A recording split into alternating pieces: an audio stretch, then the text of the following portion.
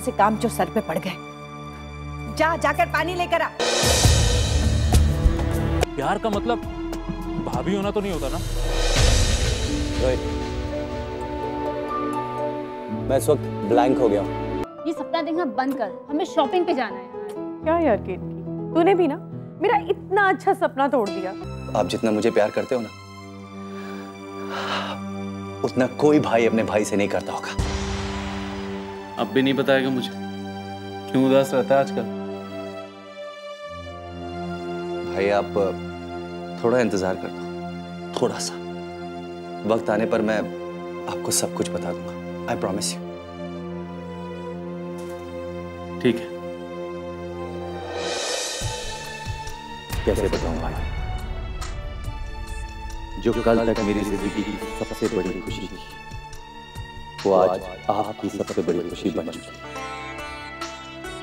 अगर मेरी खुशी के लिए आप कुछ भी कर सकते हैं, तो क्या मैं आपकी खुशी के लिए इतना भी नहीं कर सकता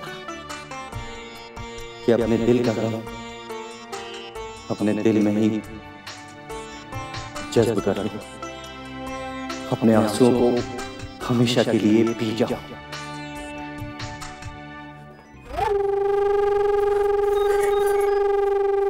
हेलो, मैंने तुम्हें जो काम सौंपा है उसकी पहली सीढ़ी तो तुमने पार कर ली।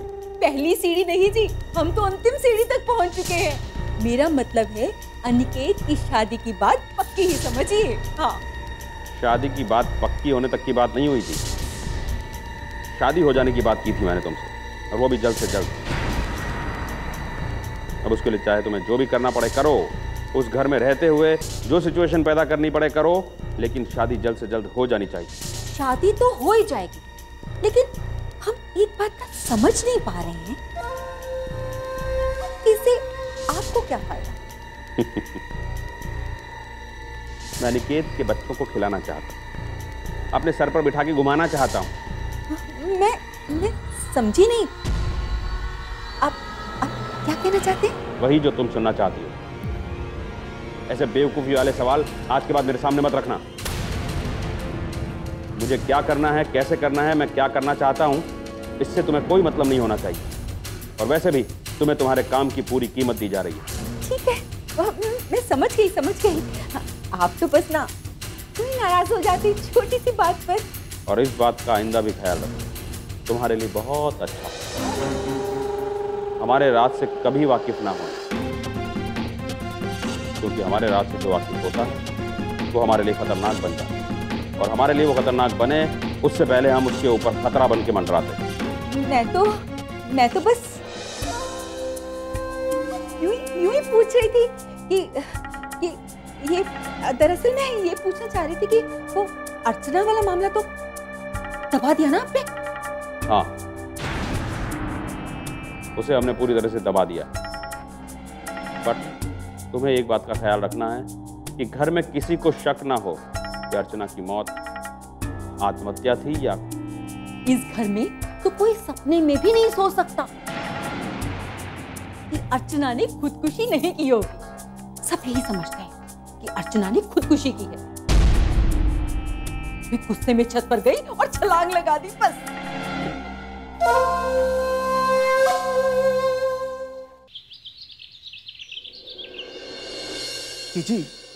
ये जो श्वेता है ना, नंबर 1 की कामचोर है, कामचोर।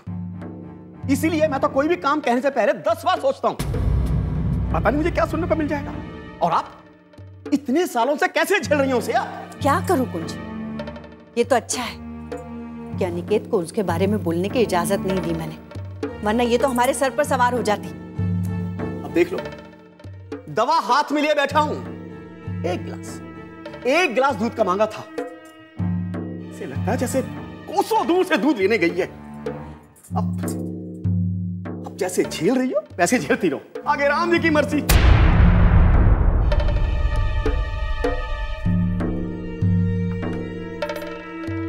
एक गिलास दूध लाने में इतना वक्त लग गया तुझे? मामा जी ने दूध गर्म करके लाने को कहा था, इसलिए वक्त लग गया। रोहित जी, अब ये भी सुनने को बाकी रह गया था। अगर मुझे मालूम होता कि ये इल्जाम भी मेरे ऊपर ही लगना है कि दूध गर्म करने को क्यों कहा, तो कभी नहीं कहता भाई, कभी नहीं कहता। अगर मुझे मालूम होता ये भी सुनने को मिलना है, अरे बिना दूध के दवाई खा लेता जीजू, बिना दूध के दवाई खा लेता मैं। नहीं कुंज, इसकी माँ तो चली गई, मेरी सौतन इस मुसीबत को छोड़कर चली गई मेरे सर पर, कल मुंह ही कहेंगी। मेरी माँ को गाली मत दीजिए, उनके बारे में कुछ भी बोलने का आपको हक नहीं है। लो जीजी, अब तो मुंह में जुबान भी आ गई। श्वेता,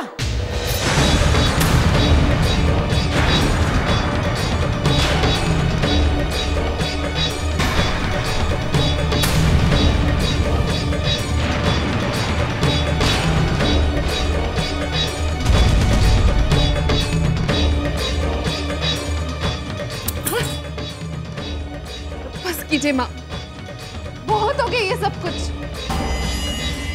अगर आप मेरी माँ बनकर मुझ पर हाथ उठाती तो शायद मैं बर्दाश्त कर लेती, लेकिन मेरी माँ को गाली देने के बाद आप मुझ पर हाथ भी उठाए, यही मुझसे बर्दाश्त नहीं होगा।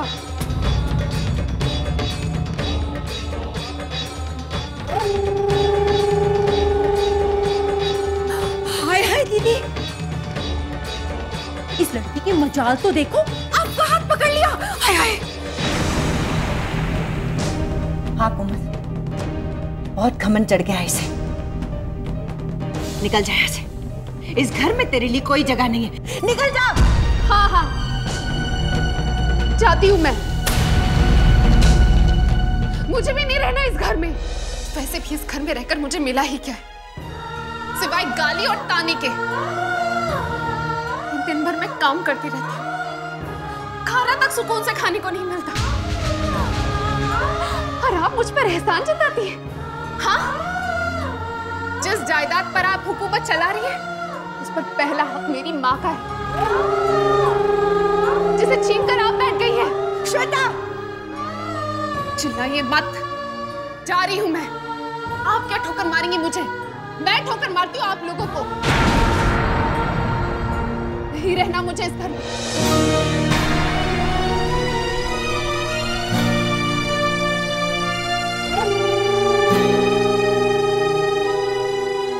आगे राम जी की मर्जी। सुना आपने? सुना? आपकी लाडली ने क्या गुल खिलाया? सारे इल्जाम मुझ पे ही लग रहे थे। बात क्या है सुमति? अरे भैया ने उसे दूध लाने के लिए कह दिया तो पता नहीं क्या क्या कहने लगी। जब मैंने उसे समझाना चाहा तो भड़क उठी और कहने लगी आप लोगों ने मेरे लिए किया ही क्या है। मेरा हाथ पकड़ लिया उसने। जब मैंने उसे डांटा तो मुझे धमकी देने लगी घर छोड़कर जाने के लिए, और घर छोड़कर चली गई। नहीं सुमति, उसका इस वक्त इस घर से जाना ठीक नहीं है। तो क्या मैं उसे हाथ पैर जोड़कर उसे रोकती? देखो सुमति, उसने जो भी फैसला लिया है बहुत सोच समझ कर लिया होगा, और फिर हमने उसके लिए किया ही क्या है, उसे दिया ही क्या है। दिन भर तो बेचारी घर का काम करती थी, फिर भी इस घर से उसको नाम मात्र को ही प्यार मिला है। उसकी इस हालत का जिम्मेदार मैं हूं सुमति, मैं हूं। शायद मेरी खामोशी की वजह से उसे इस घर को छोड़ने का फैसला लेना पड़ा। मैं बताऊं उसने ये फैसला क्यों किया? क्योंकि उसने अपनी मां को देख लिया था, जो मरी नहीं जिंदा है। वो यही है, इसी शहर में। इसी बात ने उसका दिमाग खराब कर दिया है। हो सकता है कि उन माँ बेटी में बात भी होती हो और उसे ये भी पता हो कि उसकी माँ कहाँ है। इसीलिए वो इस घर से निकलने का बहाना ढूंढ रही थी, इसीलिए घर छोड़कर चली गई। नहीं सुमति, हमें उसका पता लगाना ही पड़ेगा। हरगिज नहीं। और कान खोलकर सुन लीजिए, वो ये घर छोड़कर अपनी मर्जी से गई है। बड़े गुरूर में गई है ना। गुरूर के धूप में जलते हुए तो गई है, पर आंसुओं से भीग कर लौटेगी। तब भी मैं उसे इस घर में कदम नहीं रखने दूंगी। अब अगर वो चली गई है तो वापस नहीं आएगी।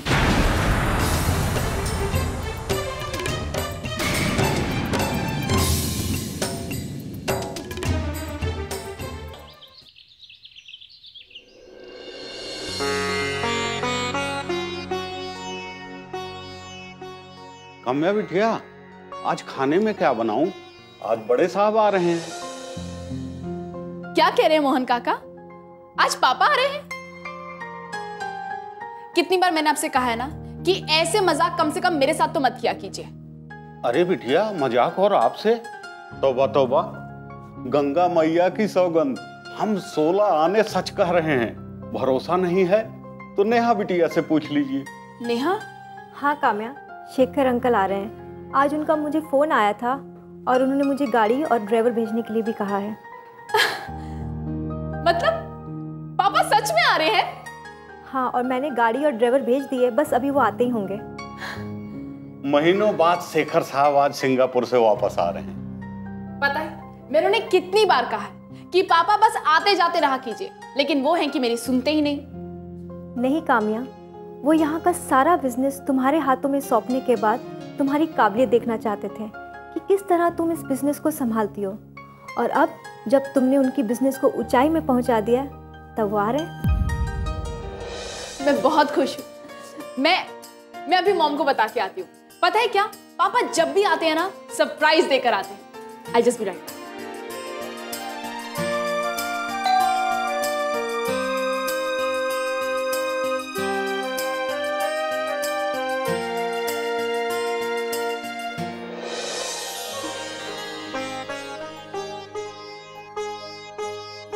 अब यकीन हुआ मेरी बात का? कैसी हो काम्या बेटी? पापा मैं तो अच्छी हूँ, लेकिन आप कैसे हैं? मैं भी अच्छा हूं। तुम्हारे बारे में हर पल की खबर रखता था और मुझे गर्व है कि तुम मेरी बेटी हो। थैंक यू पापा। मैं जब भी काम्या के बारे में ऐसे कुछ कहता हूं तो तुम्हारी आंखों में आंसू क्यों आ जाते हैं? आप जब भी काम्या को अपनी बेटी कहते हैं, आपकी महानता को देखकर दिल इस कदर जज्बाती हो जाता है कि ना चाहते हुए भी आंखों में आंसू आ जाते हैं। लेकिन मैं आज अकेले नहीं आया हूं, बल्कि मेरे साथ कोई और भी आया है। कौन आया है? एक बेसहारा लड़की जो खुदकुशी करने के इरादे से रोड पर चली आई थी और मेरी नजर उस पर पड़ गई। मैं अभी बुलाता हूं। जी। आओ बेटे।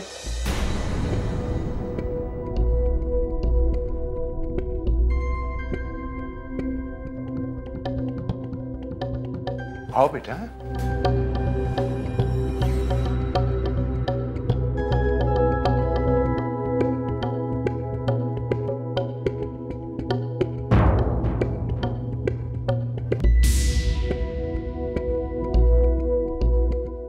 माँ,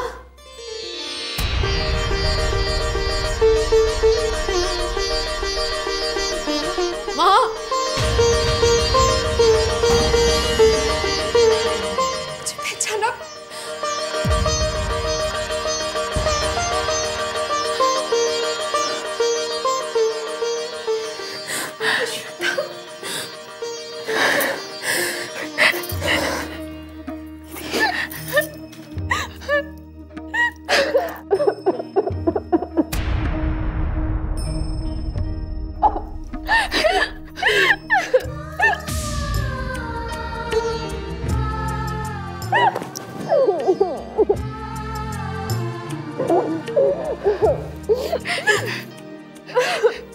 तुझे कैसे नहीं पहचानूंगी मेरे बच्चे?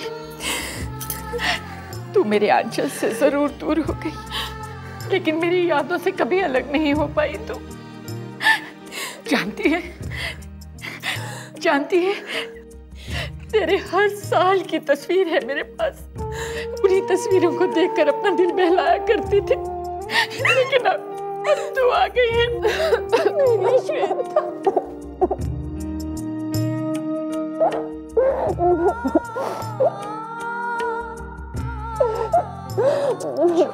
चुप हो जा। सावित्री, ये तुम्हारी बेटी श्वेता है? ये मेरी बेटी है, ये मेरी बेटी है।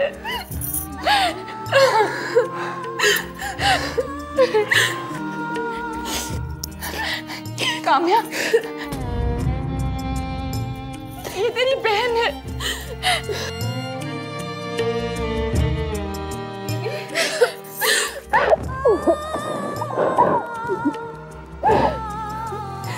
ये इत्तेफाक भी क्या इत्तेफाक है, वाह। ये इत्तेफाक नहीं, कुछ लोगों के हाथों में भगवान यश देकर भेजते हैं। वो ना जाने कितने लोगों की जिंदगियां बचाते हैं,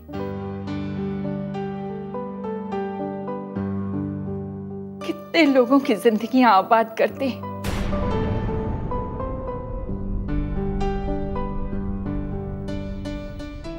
आपके हाथों में भी भगवान ने यश देकर भेजा है, वरना ये इत्तेफाक ना होता।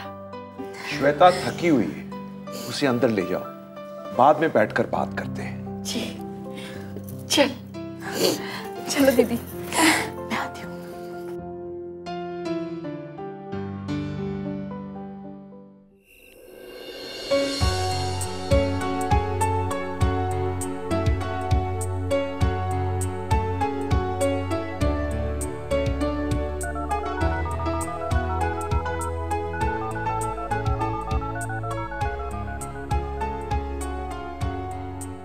हेलो। हेलो। कौन? जी मैं सोनम बोल रही हूँ, आपकी पुरानी वाली फ्रेंड। पहचाना आपने? जी अगर आपने कुछ और कहा होता तो मेरे लिए मुश्किल हो जाती, लेकिन आपका ये कहना कि आप सोनम बोल रही हैं, मेरी फ्रेंड, इससे मामला एकदम क्लियर हो गया, क्योंकि लड़कियों से मेरी फ्रेंडशिप जरा कम ही रही है। शुक्र है कि आपने मेरी आवाज़ पहचान तो ली, वरना मैं तो सोच रही थी कि क्या कह के अपना इंट्रोडक्शन दूंगी आपको। इंट्रोडक्शन के लिए नाम ही काफी, लेकिन कई बार नाम भी तो धोखे में डाल सकता है ना। अब एक आदमी के तो कई सारे नाम हो सकते हैं, और कई बार कई सारे आदमी के एक ही नाम हो सकते हैं। देखिए होने के लिए तो बहुत कुछ हो सकता है, लेकिन आपको पहचानने में मुझे धोखा नहीं होगा। सबसे पहली बात तो ये है कि आप ना मुझे आप कहना छोड़िए। कब तक ऐसे अजनबियों की तरह आप मुझसे बात करते रहेंगे? जब तक आप मुझे तुम कहने का अधिकार न दें, मैं यूं ही आपको तुम भी तो नहीं बोल सकता। अच्छा, लेकिन वो अधिकार तो हमने आपको सबके सामने ही दे दिया था। क्या अब इससे भी बड़ी कोई बात हो सकती है कि उस दिन हमने सबके सामने ये बोल दिया कि थैंक्स, मुझे उम्मीद नहीं थी, और शायद मेरी तन्हाई को बांटने की कोशिश करके तुमने मुझ पर एहसान ही किया। मैं तो अपने लिए भगवान का आशीर्वाद मानती हूँ कि उसने मुझे ये मौका दिया। खैर ये सब छोड़िए। अच्छा बताइए कि अभी आप क्या कर रहे थे? वही जो आप कर रही थी। मतलब? हाँ, अब देखो तुमने मुझे फोन किया है तो जाहिर सी बात है तुम मुझे याद कर रही होगी, और मैं भी यहाँ तुम्हें याद ही कर रहा था। वही तो मैं कहूँ कि ऐसे अचानक से आपकी याद क्यों आने लगी। वैसे मैं समझ गई थी कि इस वक्त आप मुझे ही याद कर रहे होगे। तुमसे मिलने और तुमसे बात करने के बाद आंखों को एक सपना तो मिल ही गया। पहले कभी सोचा नहीं था कि ऐसा कुछ होगा, और अब तुम्हारी बातें, तुम्हारी यादें ज़हन से जाती नहीं। क्या ये सब छोड़। अच्छा और बताओ, घर में बाकी सब लोग कैसे हैं? लड़की होने की वजह से उन लोगों ने मुझे कभी घर के बाहर कदम निकालने नहीं दिया।